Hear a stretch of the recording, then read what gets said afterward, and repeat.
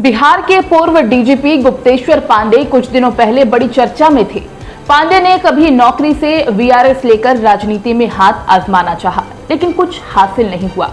सोचा था नौकरी छोड़कर चुनाव लड़ूंगा, पर क्या हाथ लगा? कुछ भी नहीं।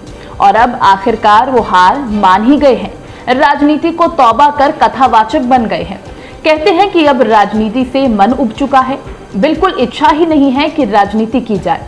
गौरतलब है कि 2009 में लोकसभा चुनाव लड़ने के इरादे से गुप्तेश्वर पांडे ने उस समय नौकरी से वीआरएस ले लिया था, लेकिन टिकट नहीं मिलने की वजह से वो चुनावी राजनीति में नहीं आ पाए।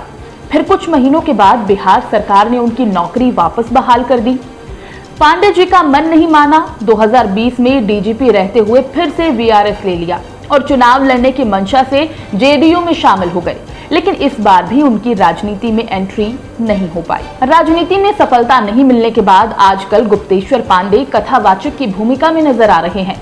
उन्होंने अपनी नई भूमिका के बारे में कहा है, राजनीति में आने की बहुत तेज इच्छा थी, लेकिन पूरी नहीं हो पाई। असफल रहना उनकी किस्मत थी। उन्होंने बताया कि बचपन से ही जनता से जुड़कर उनकी सेवा करना चाहते थे, इसीलिए उन्होंने नौकरी से वीआरएस भी लिया। राजनीति में आए, लेकिन टिकट नहीं मिला। वो ये मानते हैं कि औपचारिक तरीके से राजनीति में उनकी एंट्री कभी हुई ही नहीं और अब सियासत में आने का चैप्टर बंद हो चुका है। राजनीति में थोड़ी सी भी अब दिलचस्पी नहीं रही। इस बीच गुप्तेश्वर पांडे का एक वीडियो वायरल हुआ है, जिसमें वो अयोध्या में कथावाचन करते दिखाई दे रहे हैं, जिसमें वो लोगों को कानून, हत्या और गैर इरादतन हत्या जैसी बातों के बारे में भी समझाते नजर आते हैं। पूतना वध की कथा सुनाते हुए गुप्तेश्वर पांडे ने कहा कि देश की आईपीसी में किसी की हत्या करने के लिए बम और पिस्तौल एकत्रित करना अपराध नहीं है। हालांकि अवैध हथियार रखना एक अलग अपराध है, मगर किसी की हत्या करने का इरादा रखना अपराध नहीं है। उन्होंने बताया कि पूतना भगवान कृष्ण की हत्या करना चाहती थी और इसके लिए उसने तैयारी की और उन्हें दूध पिलाया, मगर जब तक उसने भगवान कृष्ण को मारने की कोशिश नहीं की तब तक वो आईपीसी की धारा 307 की मुजरिम नहीं बनी।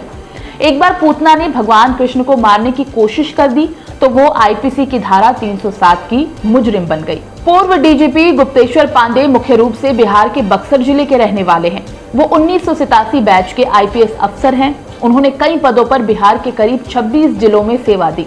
डीजीपी रहते हुए वो सुशांत सिंह राजपूत की मौत के मामले में भी चर्चा में थे।